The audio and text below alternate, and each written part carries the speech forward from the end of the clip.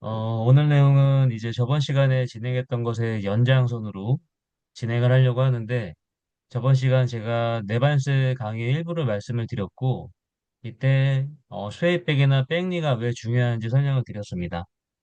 그때 이제 그 해결 방안 중에 하나로 골반 기저근을 잘 관리하는 게 중요하다라고 이야기를 드렸는데, 거기에 대한 내용을 오늘 조금 이야기를 드리려고 합니다. 개인 혹시 음소거 안 돼 있는 분들은 음소거 좀 부탁드리겠습니다. 자, 그럼 내반스 상태에 대한 걸 말씀드리는 거는 넘어가도록 하고, 이런 제가 사진을 보여드리면서 스웨이백의 문제를 이야기를 드렸고, 이때 골반 기저근을 관리하는 게 중요하다, 이렇게 이야기를 드렸는데, 스웨이백의 특성에 대해서도 말씀을 드렸고, 스웨이백 같은 경우에는 어떤 자세적인 근육 특성들이 있긴 하지만, 실제로 검사를 했을 때 길이에 대한 문제가 짧아 보이지만 나타나지 않을 수도 있다. 그렇기 때문에 평가를 해 보아야지만 실제로 그러한지 알 수 있다. 라고 이야기를 드렸고, 골반 기저근 또한 엉덩이를 짜고 있는 것처럼 보여서 단축된 것처럼 생각할 수 있지만 실제적인 길이를 평가해 보아야 된다라고 이야기를 드렸어요. 그래서 평가를 하는 방식으로 힙힌지를 하게 되면 도움이 되고, 그때 치골이 벌어지는지를 확인해 봐라 라고 이야기를 드렸습니다. 자, 근데 뿐만 아니라 그것만으로 이제 골반 기저근을 뭐 평가하고 이제 관리하는 게 전부가 아니라 이제 어떻게 추후에 진행해야 되는지가 중요하게 되는데, 일반적으로 골반 기저근을 운동시킨다라고 한다면 항문을 시골적으로 끌어올린다 이런 식으로 표현을 하는 경우가 많죠. 골반 기저근을 단축성 수축을 하는 건데, 우리가 어떤 특정 근육을 관리할 때 멀쩡한 근육들이 내가 항상 힘을 주고 있었기 때문에 기능이 유지가 되는 건 아니죠. 그냥 내가 하는 생활 습관, 움직임 패턴, 이런 걸 통해서 근육들은 자동적으로 계속 관리가 되고 사용이 되고 있습니다. 골반 기저근도 마찬가지예요. 그런 것들을 과정상에 일부 활용할 수는 있겠지만 매번 그렇게 힘주는 건 방금 말씀드린 그런 내용을 생각해 보시면 좋은 방법이 아니라고 생각을 하실 수 있다고 보입니다. 제가 좀 아파서 이해해 주세요. 자, 그래서 이제 골반 기저근을 일단 그 건강하게 만들 때 활성화하는 방법은 맞으나 계속적으로 그렇게 하고 있는 건 옳지 않다. 골반 기저근을 정상화시키기 위해서는 골반 기저근의 길이를 회복한다라고 하는 거는 골반의 위치가 회복이 되어야 된다라는 얘기입니다. 아래 사진을 보시게 되면 골반을 전방회전 그리고 후방회전 했을 때 골반 저에 있는 근육이 길어지고 짧아지는 모습을 보실 수가 있어요. 이처럼 골반의 움직임, 위치 이런 것들이 회복이 되어야지만 골반 기저근이 정상적인 길이를 갖게 되고 움직임에 참여하고 근력을 사용하게 됩니다. 뿐만 아니라 움직임의 질 또한 중요하게 되겠죠. 특히나 이제 골반의 움직임, 위치 이런 걸 좀 중요하게 말씀을 드리고 싶은데 이때 이제 중요한 그 자세 특성이 있습니다. 우리의 골반 기저근에 대한 이제 그 상태를 회복할 때 골반의 위치 그리고 움직임의 회복 이런 걸 통해서 골반 기저근의 길이를 회복하고 활성화가 되도록 하는 환경을 조성하는 것을 말씀을 드렸는데 스웨이백뿐만이 아니라 많은 사람들이 허리 주변에 복부에 긴장이 항진된 모습을 가지고 있습니다. 그래서 이게 어디에 힘을 주고 있느냐에 따라서 이런 걸 이제 어디 어디 그리퍼 이렇게 부릅니다. 이거는 이제 백 그리퍼, 이거는 업도미널 체스트 그리퍼 이렇게 부르거든요. 이러한 자세 특징을 가지고 있어요. 그래서 우리가 원하는 요추 골반의 움직임은 외제근과 내제근이 고르게 쓰이는 자세를 원해요. 근데 내반슬이 있거나 여타 많은 좋지 않은 사람들은 그러한 요추 전만에 대한 모습을 마우스가 안 움직이네. 초대성 근육, 외제근으로 모두 다 해결을 하려고 합니다. 그런 사람들이 보통 이러한 자세 특성을 가지고 있습니다. 이러한 자세의 특성 같은 경우에는 뭐 이유가 어찌됐든 간에 생기게 된 건데 통증 때문에 생길 수도 있고요. 급성 통증으로 인해서 간헐적으로 생길 수도 있고 또는 만성 통증으로 인해서 만성적으로 생겨 있는 경우도 있고 통증이 지금 없지만 그런 게 있는 경우도 있고 여러 가지로 나타나게 됩니다. 자, 그래서 저런 사람들의 문제를 해결할 때 뿐만 아니긴 합니다. 이 골반기저근이라고 하는 건 사실상 호흡 기능을 회복하셔야지만 최종적으로 기능적인 부분이 좋아졌다라고 볼 수가 있는 거죠. 골반기저근은 방금 말씀드린 골반의 위치나 움직임에 의해서도 적극적으로 쓰이지만 호흡을 할 때도 함께 참여하는 근육입니다. 이때 이제 주목해야 되는 근육들이 이런 사진 많이 보셨을 건데 우리가 흔히 얘기하는 로컬 코어, 이런 멀티피더스, 그리고 횡격막, 곡행근, 그리고 펠빅 플로 지금 말씀드리는 이 골반기저근이 심부 코어 근육이라고 많이 알려져 있죠.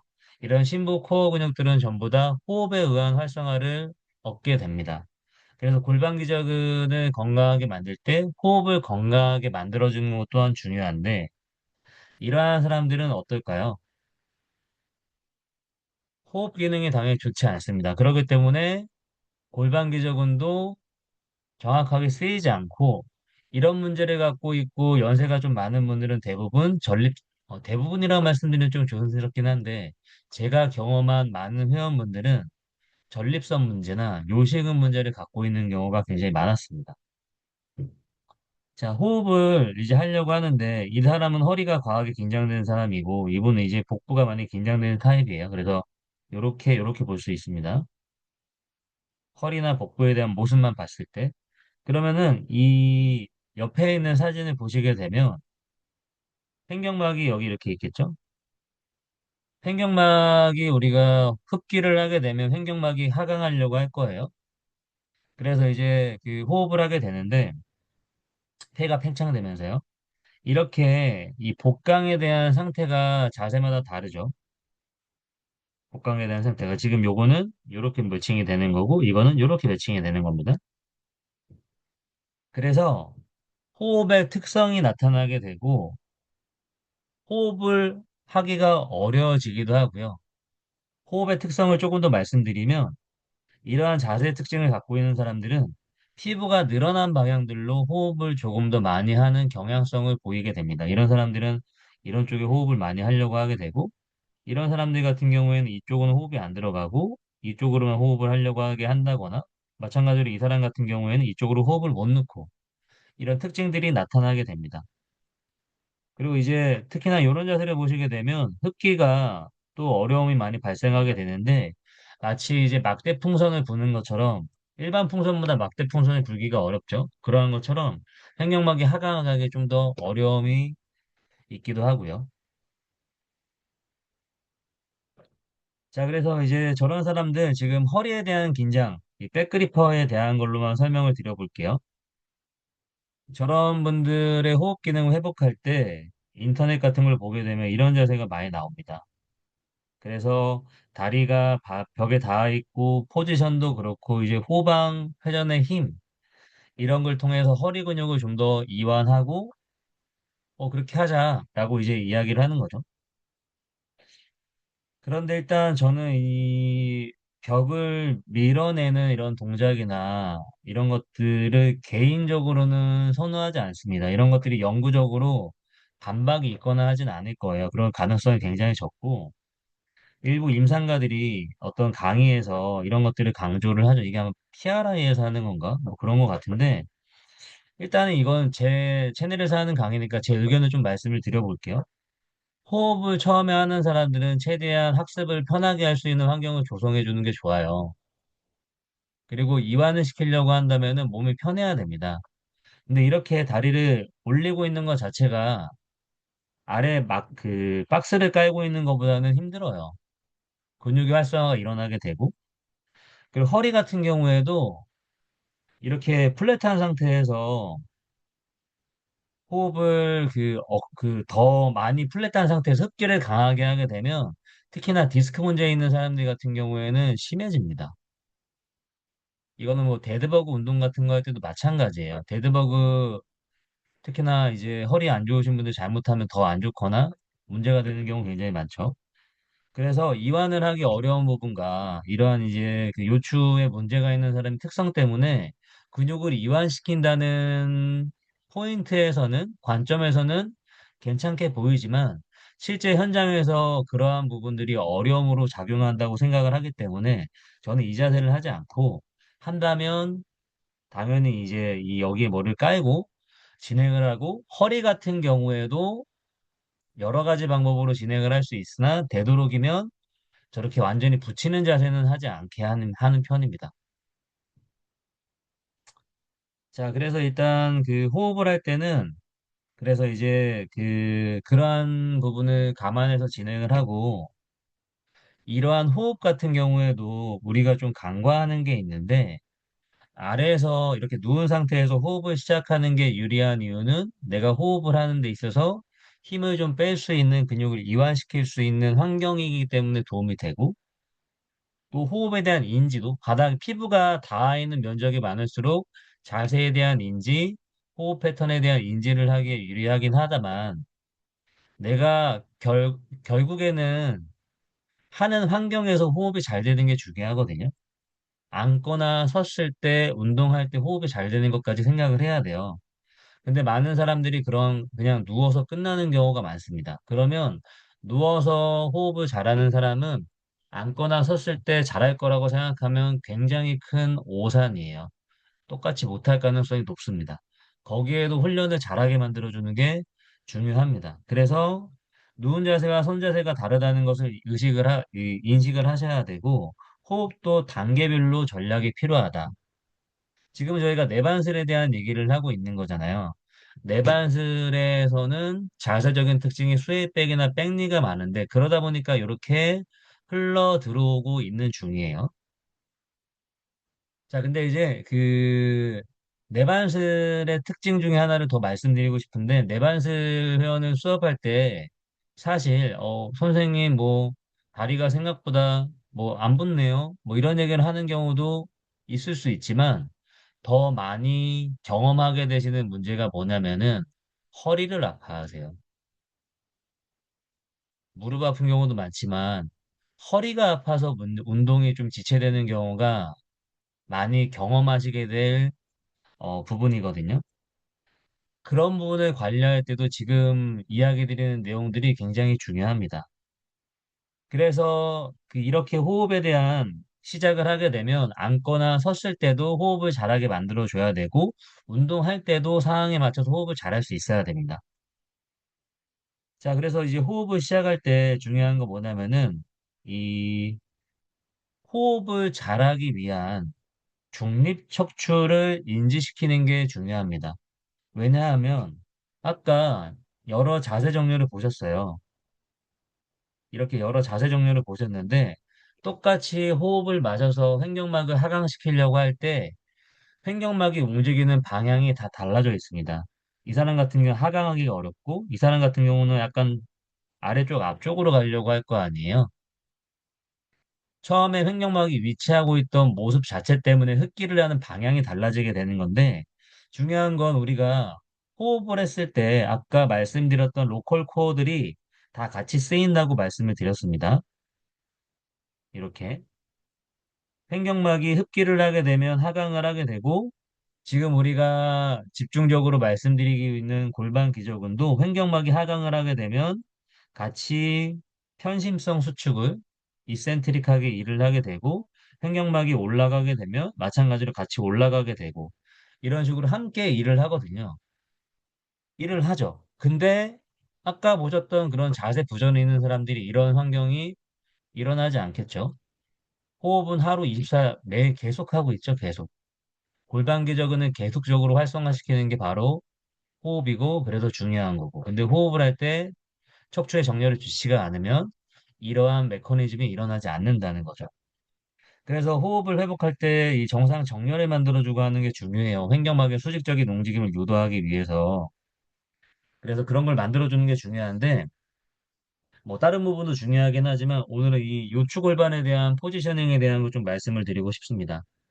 자, 아까 이 그 스웨이백이나 내반슬이 있는 분들이 허리가 안 좋은 경우도 많고 허리 통증이 있는 경우도 많고 호흡을 회복하는 게 중요한 부분을 말씀드리고 있는데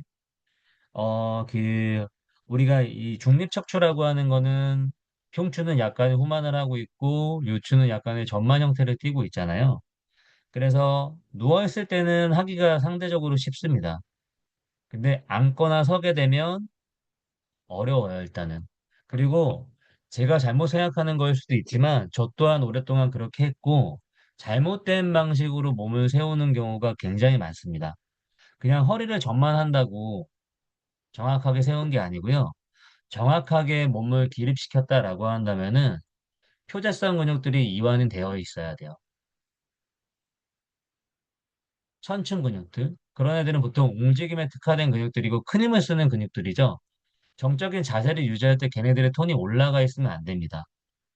근데 안 좋은 사람들이 이렇게 올라가 있어요, 톤이. 자, 그래서 중립척추를 만들어 주려고 할 때도 걔네들이 힘이 되게 안 빠져요. 그런 사람들은. 그렇기 때문에 뭐 이런 호흡을 시키기도 하는 건데 앉으면 또 그런 게 안 된단 말이죠.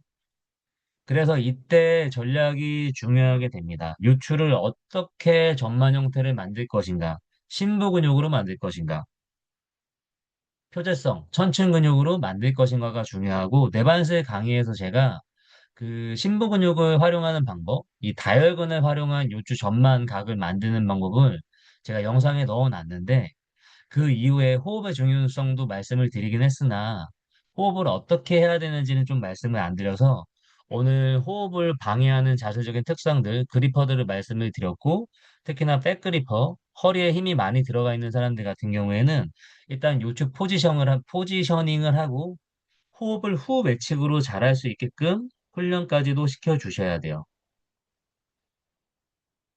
그리고 나서 선자세에서도 시키시고